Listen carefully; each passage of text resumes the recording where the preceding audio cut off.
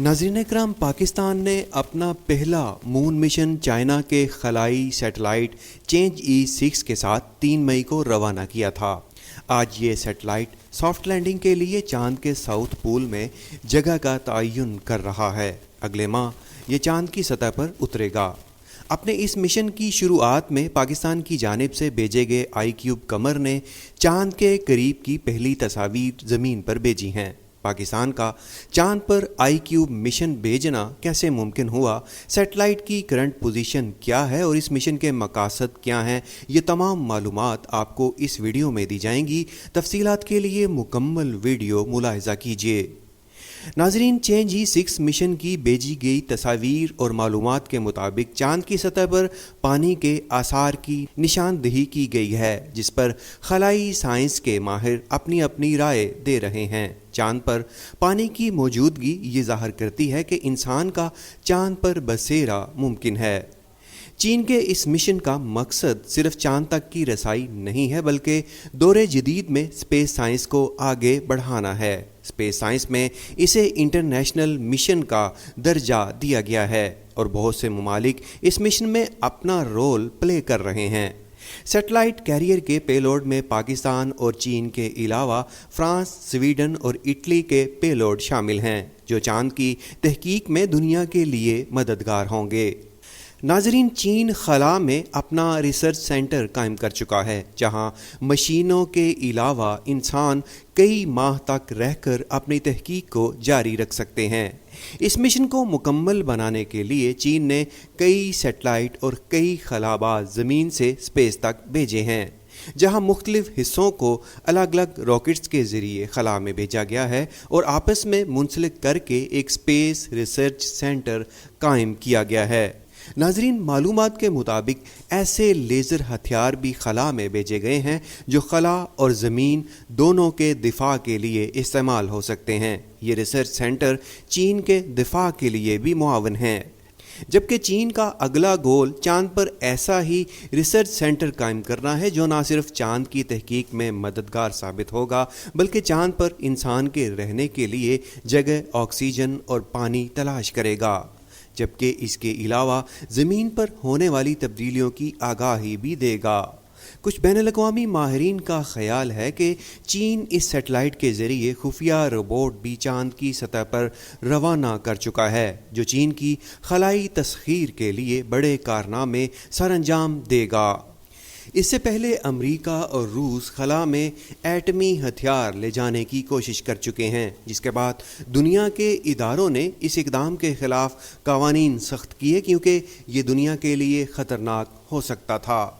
नाज़रीन इकराम, दुनिया के बड़े ममालिक आज खलाई दौड़ में शामिल हो चुके हैं और एक दूसरे से आगे निकलने की कोशिश में हैं। भारत का खलाई इदारा इसरो 3 मिशन ज़मीन से खला तक भेज चुका है, लेकिन 3 में से 2 मिशन तो चांद की सतह पर उतर ही नहीं सके, जबकि तीसरे मिशन का चांद पर उतरने के बाद अब तक राब्ता मुमकिन नहीं हुआ। इंडिया ने खलाई तहकीक के लिए इसरो के नाम से इदारा 1969 में बनाया था, जबकि पाकिस्तान में स्पार्को की बुनियाद 1961 में रख दी गई थी। स्पार्को वैसे तो मुख्तलिफ किस्म के 200 रॉकेट ज़मीन से भेज चुका है, लेकिन चांद पर सैटेलाइट नहीं भेजा गया, जिस पर पाकिस्तानी नेशनल स्पेस एजेंसी का मौक़िफ़ ये था कि सिर्फ दुनिया को दिखाने के लिए इतना बड़ा इक़दाम करना मुनासिब नहीं है। अलबत्ता तहकीक और इंसानी मदद के लिए ऐसा किया जाना चाहिए। जिसके बाद iCube कमर के नाम से पेलोड चीन के मून मिशन के साथ रवाना किया गया है। इसे बनाने के लिए Islamabad institute of technology, Pakistan national space agency और चाइना शंघाई यूनिवर्सिटी ने ताउन पेश किया है।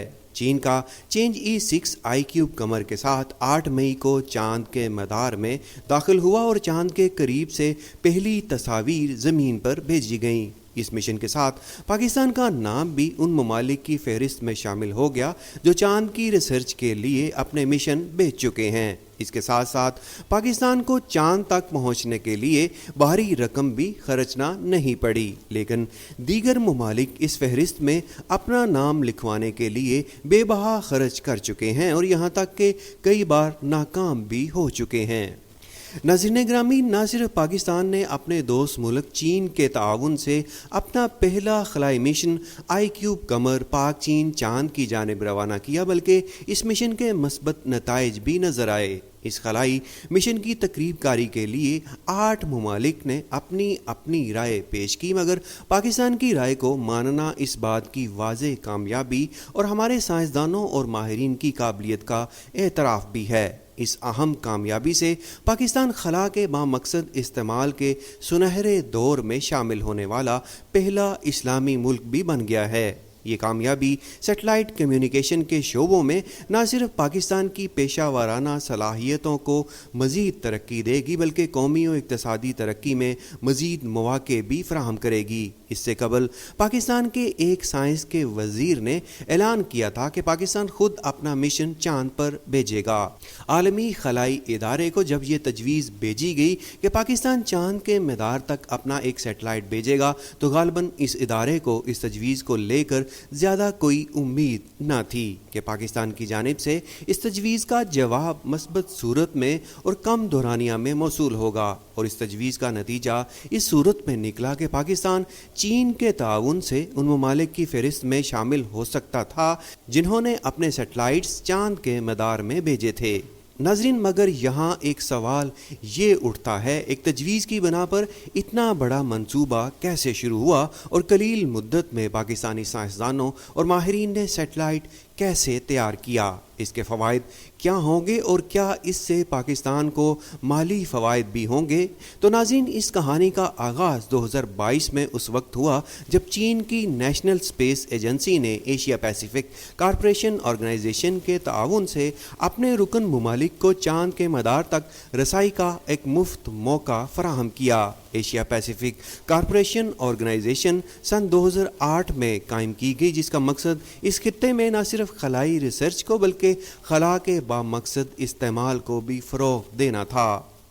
APSCO کے رکن ممالک میں پاکستان، بنگلہ دیش، چین، ایران، پیرو، جنوبی کوریا، تھائی لینڈ اور ترکی شامل ہیں۔ اسلام آباد کی انسٹیٹیوٹ آف اسپیس ٹیکنالوجی کی جانب سے ایک پروپوزل بھیجا گیا تھا، جس کی منظوری کے بعد پاکستان میں خلائی تحقیق کے ادارے اسپارکو اور IST کی ٹیم نے اس مشن پر کام شروع کیا، جس میں مختلف شعبوں سے منسلک طلبہ بھی شامل تھے، اور مسلسل دن رات کی محنت کے ساتھ سیٹلائٹ آئی کیوب قمر کو تیار کیا گیا۔ 3 اداروں کے باہمی تعاون اور اشتراک سے 3 مئی 2024 کو آئی کیوب قمر چاند کی جانب ایک بڑا مشن روانہ کیا گیا۔ یہ مشن چاند کے اسپیس لانچ سے چین کے ہی چینج E6 پر خلا میں روانہ کیا گیا ہے۔ پاکستان کے اس اہم سنگ میل میں پہلی سیٹلائٹ مشن کی لانچ سرمنی میں فرانس، اٹلی، پاکستان، چائنا اور یورپی خلائی ایجنسیوں کے سائنسدانوں، سفارتکاروں اور خلائی ایجنسی کے اہلکاروں نے بھی شرکت کی۔ تاریخی چینج E6 قمری مشن کے حصے کے طور پر چاند کے گرد چکر لگائے گا اور چاند کی سطح سے نمونے اکٹھے کرے گا، اور حاصل کردہ نمونہ جات سے تاریخ اور تشکیل کے بارے میں مزید جاننے کی کوشش کی جائے گی۔ اس کے ڈیزائن کی لائف 3 ماہ ہے اور اس کی حرکت کو تھیم ایکسس کے ذریعے کنٹرول کیا جائے گا۔ ریئیکشن ویل، سٹار سینسر اور سن سینسر کے ذریعے کمیونیکیشن کے لیے بھی اس میں سسٹم نصب کیا گیا ہے۔ ناظرین گرامی، پاکستان کا یہ خلائی دور پاکستان اور خاص طور پر پاکستان خلائی ایجنسی اسپارکو میں کام کرنے والے ماہرین اور ان تمام طلباء کا ایک اہم سنگ میل ہے جنہوں نے 2 سال کے قلیل عرصے میں پاکستان کو ایک نیا عزم بخشا۔